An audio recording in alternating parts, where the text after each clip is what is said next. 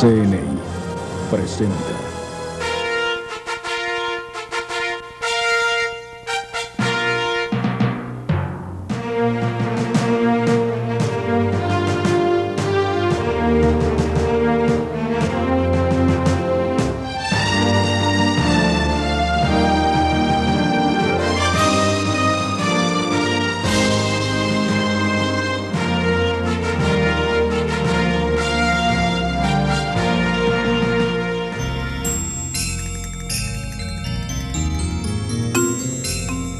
En la Ciudad de México, una mañana de sábado, 200 profesionistas jóvenes, todos ellos destacados en sus áreas, visualizaron el futuro a las puertas del próximo milenio.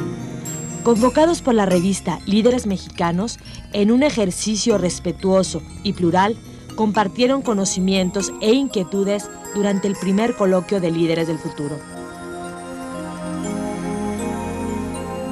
Este foro de líderes del tercer milenio es un primer inicio de una serie de eventos y de una serie de conjunción de esfuerzos entre diversos sectores para buscar eso, buscar lograr cada vez más vincular a un número mayor de jóvenes, no solo a través de tocar la puerta en lo individual, no solo a través de los partidos políticos en el otro extremo, cualquiera que estos sean, sino a través de una vinculación mayor con la sociedad civil, a través de organizaciones no gubernamentales, a través de los medios de comunicación, a través de una revolución cultural.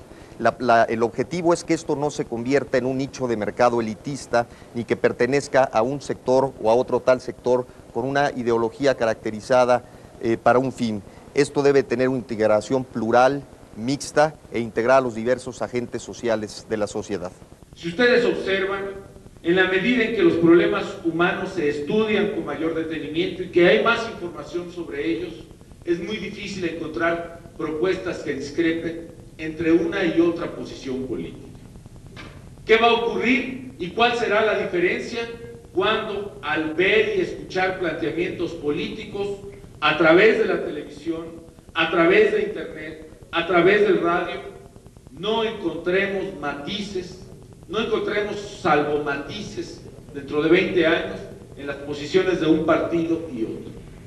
Yo creo, jóvenes, que la diferencia tendrá que ser de carácter ético. Creo que la diferencia en el liderazgo del futuro lo va a determinar el nivel de congruencia que se tenga en la vida pública. La clave para ello no es entonces hundirse y dejar que la corriente vertiginosa de esta nueva civilización lleve las decisiones a donde quiera. La clave será creer en algo y estar plenamente convencido de que se tiene que llevar a cabo.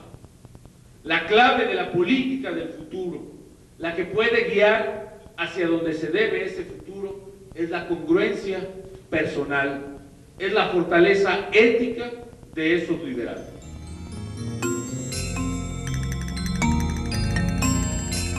Un líder, yo creo, es alguien que tiene una convicción, tiene quizás una filosofía y una idea, y tiene la capacidad no solo de comunicarla, sino de que la gente lo siga por esa misma convicción. Un líder es una persona, yo creo, que enseña con el ejemplo y no con la autoridad que le da quizás el mando o la silla. Es quizás la persona que aprende de su gente al mismo tiempo que le enseña, el que los acompaña en las luchas que tienen que seguir y no nada más indica el camino, sino un líder es alguien que tú puedes ver y te puedes relacionar con él, y porque te relacionas con él y crees en lo que él cree, lo sigues. Bueno, como parte yo creo que de un proceso educativo, la madre es un líder en el sentido de que muchas veces es la que mayor tiempo comparte con sus hijos, y yo creo que bueno, dentro de los valores que se les pueden inculcar es esa seguridad en sí mismos. Yo creo que un líder tiene que ser alguien con visión, y para poder tener visión se tiene que tener, bueno, seguridad en sí misma de los objetivos a los que se quieren llegar. Para mí todo es causa-efecto. O sea, ¿cómo es como lo formemos hoy? Yo te puedo decir una cosa, los líderes ciertamente son los que tienen las decisiones importantes de nuestro país, pero ¿qué podemos hacer en nuestro país o a qué podemos aspirar con un país en donde hoy, el día de hoy, hay más de 40 millones de mexicanos que no tienen la primaria terminada? 40, o sea, casi la mitad de la población sin la primaria terminada. O como reflexionábamos hace un momento, en donde de cada 10 niños que ingresan a la primaria, solamente 6 la terminan. 4 tienen que abandonarla por problemas económicos. Ese líder tiene que cambiar las realidades hoy. El problema ha sido un problema de una bola de nieve que ha crecido, crecido y crecido, y de repente hoy parece incontrolable. ¿Cuántas veces no nos encontramos hoy en nuestro país con soluciones o propuestas que ya no solucionan problemas? La Ciudad de México es un ejemplo de ellas, puros paliativos, ¿no? Y sin embargo, soluciones de fondo ya no las hay. Entonces no quiero caer en la receta fácil de decir, el México del mañana será mejor. El México del mañana solamente será mejor si hoy lo empezamos a trabajar nosotros, que es la generación, no del futuro. Hoy México es un país de jóvenes en donde las personas de 30, 35, 40 años están tomando las grandes decisiones de este país.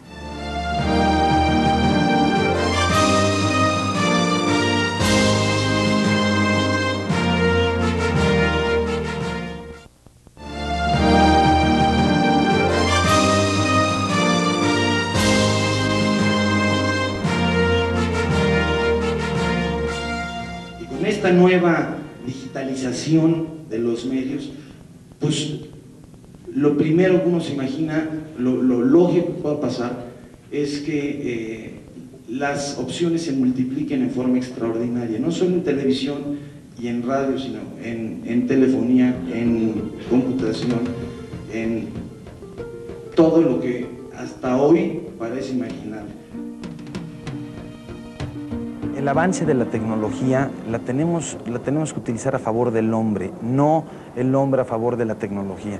La tecnología, bueno, siempre en todo este siglo hemos venido teniendo un desarrollo aceleradísimo de tecnología. Si tú lo comparas con la historia de la humanidad, en los últimos 100 años hemos evolucionado yo te diría, en los últimos 20 años hemos evolucionado lo que no habíamos evolucionado nunca, ¿no? Yo creo que tenemos el compromiso de hacer de los medios que lleven un contenido humano. Yo creo que los medios van a seguir naciendo y con la tecnología se irán desarrollando nuevas fórmulas para hacer llegar comunicación, pero creo que lo fundamental es el contenido. No tenemos que descuidar la parte humana del contenido y tener como objetivo último que los medios estén diseñados para comunicar a los hombres.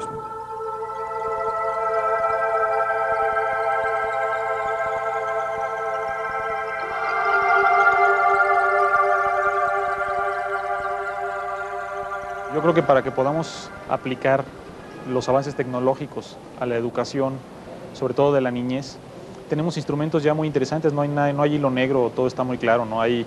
Cerca del 87% de los hogares de nuestra república cuentan con televisores a color. Entonces, yo creo que hay que hacer programas atractivos. Yo creo que la parte fundamental de todo esto es que la familia, es decir, los padres de familia, se involucren en el proceso de aprendizaje, en la selección de los programas que sus hijos ven y en la elaboración de los mismos, ¿no? en sugerir a los medios de comunicación que se hagan programas con mucha calidad, en los cuales se defiendan valores, se defiendan principios y se haga llegar educación no tradicional a través de estos medios, ¿no? Es muy importante que el niño aprenda también jugando, no tiene que dejar de jugar para aprender. Yo creo que ambas cosas las puede hacer junto y qué mejor que utilizar instrumentos como la televisión o como muchos otros medios que nos propone la tecnología y que cada vez hacen más chico al mundo para poder hacer que los niños profundicen mucho más en la función que tienen en su sociedad y en la importancia que tiene principalmente el que tengan una buena educación técnica y en valores para poder afrontar los retos, los objetivos que se les pongan. Y desde luego la familia va a tener un papel muy, muy importante en esto. No puede ceder la familia a las escuelas o a los medios de comunicación el papel tan importante que es el de ser educadores de las futuras generaciones. El gran reto es empezar a visualizar qué proyecto de país queremos. Yo visualizo un país de enormes posibilidades. Las mayores posibilidades están en el mexicano, están adentro de nosotros mismos. Y visualizo una enorme posibilidad de ser un país competitivo, de ser un país que transite de lo moderno en lo económico que estamos integrándonos a lo moderno en lo político. Si podemos unir estas dos vertientes, la transición hacia la modernización en lo económico, con una transición hacia la democracia en lo político y a la vez aterrizar el modelo en lo social, podrá tener el país futuro.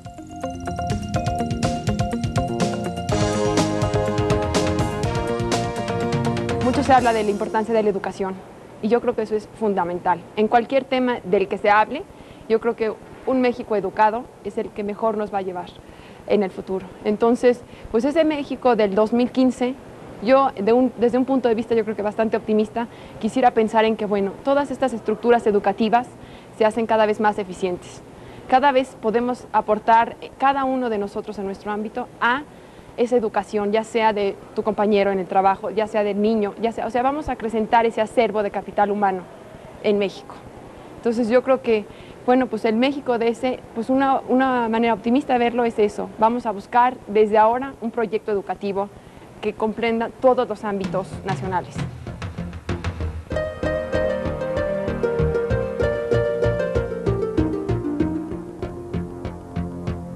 Yo veo un futuro confuso en muchos aspectos. Creo que es cíclico en la humanidad.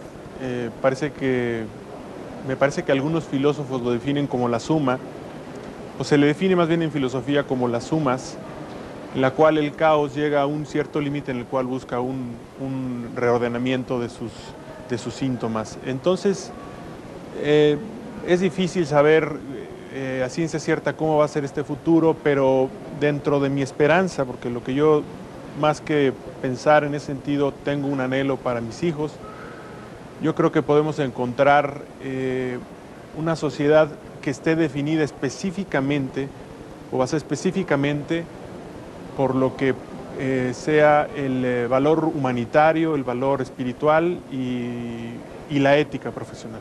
Lo que debemos aspirar es a un México primero, en contraste, defensor de su medio ambiente, un México que sea capaz de asumir un compromiso de políticas distributivas de ingreso, un México que sea capaz de reivindicar la vida pública para generar un espacio de convivencia donde los seres humanos nos tratemos precisamente como seres humanos.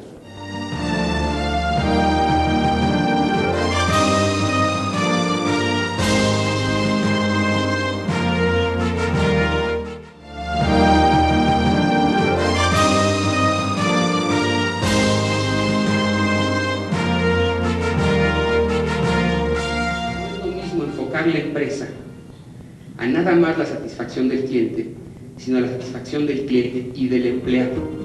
Y es donde se hace la combinación de una nueva relación laboral. Vivimos en un mundo cambiante, donde la tecnología empieza a entrar en forma importante, donde los medios de comunicación, la información, se vuelven hoy la revolución nueva. Se hablaba de la revolución tecnológica.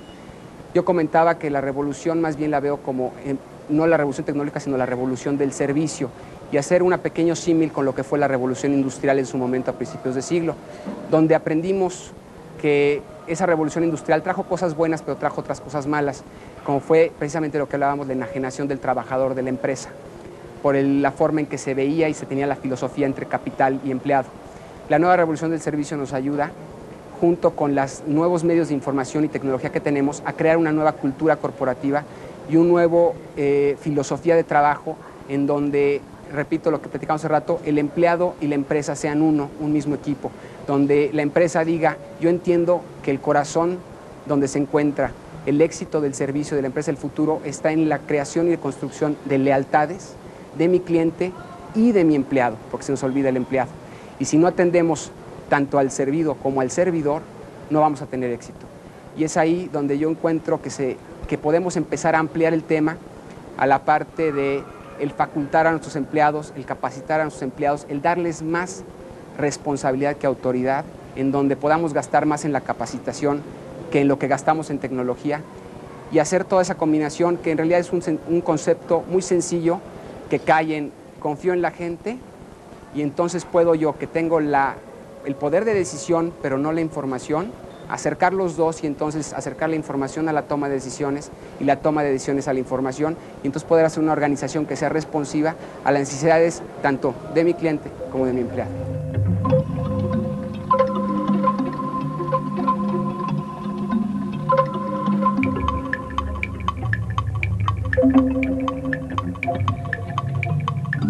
el éxito no solo se alcanza en los negocios o en las instituciones. Yo creo que el éxito, para que alguien se llame realmente exitoso, es alguien que tiene que tener un balance entre su autorrealización, su familia, sus amigos y su trabajo.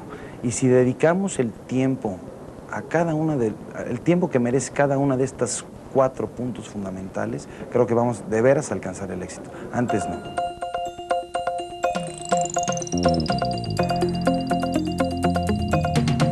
Yo creo que nuestra generación ha sido una generación muy beneficiada por lo mejor de 2 mundos. Un mundo en donde recibimos toda esa herencia de nuestros padres, ciertamente más limitado en aspectos tecnológicos, quizás más humanizado, quizás todavía lleno de principios o de valores, al menos en el tema familiar, pero también con lo mejor del siguiente mundo, un mundo lleno de tecnología, un mundo que aspira a la modernidad, un mundo en donde hay una serie de avances que si los ponemos al servicio del hombre, pues van a conjugar esas 2 cosas, quizás un humanismo hacia el pasado y una modernidad hacia el futuro.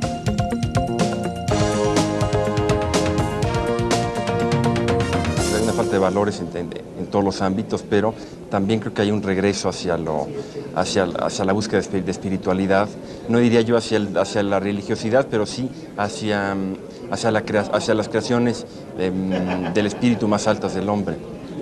La cuestión de la rebeldía creo que ha sido siempre, digo, yo no sé en el medioevo, pero también supongo que los jóvenes se rebelaban. Digo, podríamos ver a Francisco de Asís, que también fue un rebelde. El liderazgo inicia en una autocomposición interna, en lo individual, en lo personal, en la búsqueda reflexiva interior, el estudio sistemático de lo que somos, no cegando los valores, sino llegando a ellos a partir de nuestra realidad. Es la generación que tiene que recuperar los valores adentro del hombre, los valores espirituales, los valores en la ética, en el trabajo, en el propio ser humano, para no quedarse en la tecnología, en la información y en el conocimiento. Esa es nuestra generación, la generación que tiene que enfrentar ese reto.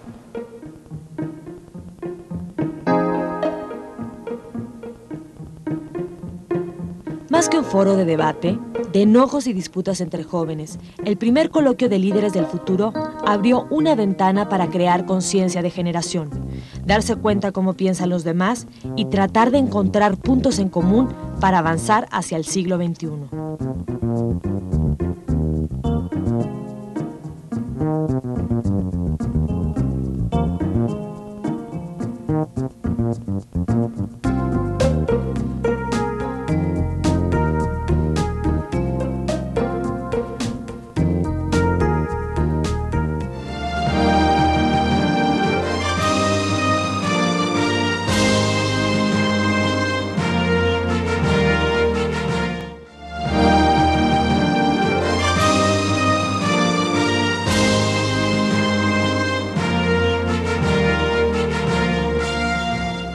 Me imagino la educación del año 2020 o del año 2010 como una educación en la cual, si logramos construir desde ahora los cimientos y las bases para que los profesores tengan un ingreso digno, para que la vocación a la docencia sea una vocación tan rentable como cualquier profesión por la importancia y la dimensión que tiene.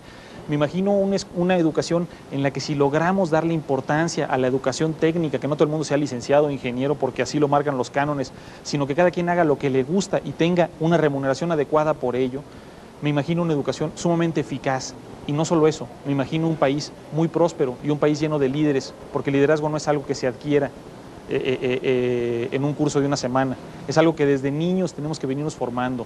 Me imagino con la determinación de todos aquellos que pueden participar en la educación, un país muy sólido, muy fuerte y capaz de afrontar los retos que cada vez son más en este mundo, cada día más pequeño por los medios de comunicación.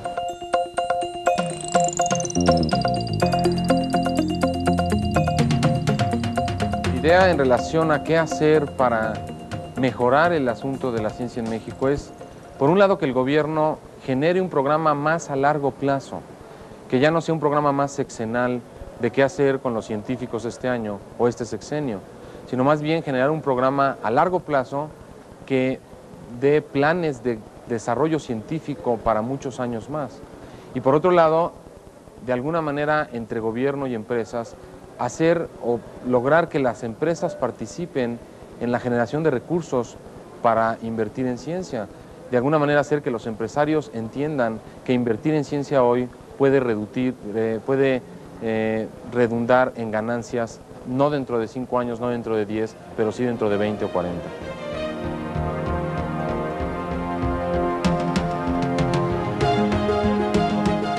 Necesitamos hacer un gobierno mucho más comunitario, un gobierno mucho más emprendedor, un gobierno preventivo, un gobierno competitivo, y en esta idea de orientar el gobierno hacia el mercado, que permanezca como una torre de control por los intereses de la equidad y el bienestar social, pero que sea un gobierno que propicie la participación privada, un acuerdo de la participación privada y social en la educación. Esta revolución educativa tiene que venir primero de un acuerdo entre los factores gobierno, empresarios y el aspecto social, y de ahí integrar toda una revolución a través de los factores educativos en la educación pública y en la educación privada.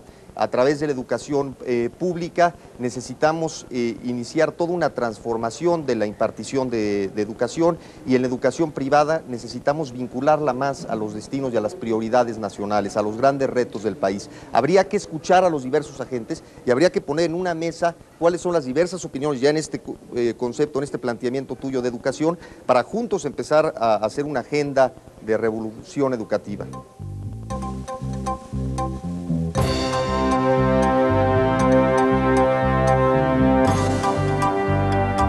A mí me entusiasmó mucho el que me invitaran a participar en el coloquio, porque creo que este espíritu de ansiedad que existe en esta generación, este espíritu de mejorar a México, y no solo a México, a lo mejor al mundo que nos va a tocar vivir a nosotros y a nuestros hijos, pues se ven inmersos en este coloquio.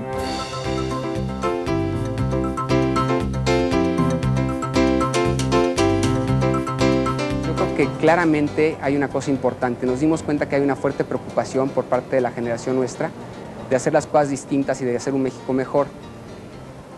Fue un gusto oír a muchos de mis compañeros hablar de diferentes áreas que en muchas ocasiones uno nunca hubiera pensado que estaban ahí, que hacía falta hacer algo con ellas.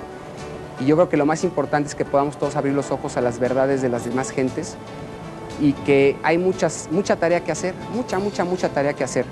Que no obstante de eso tenemos un país rico, un país bonito, y tenemos gente que tiene ganas de hacerlo cambiar.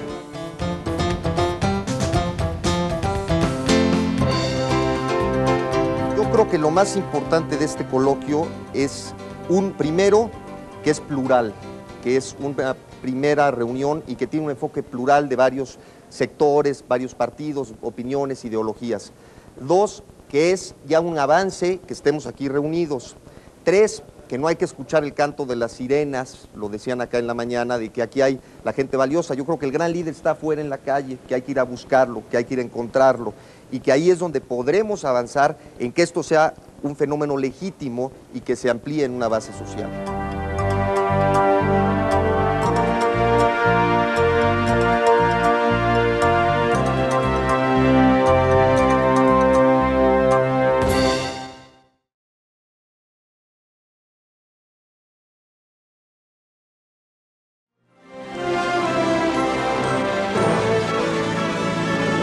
Ha sido una presentación de CNI. XHTVM. CNI. Canal 40.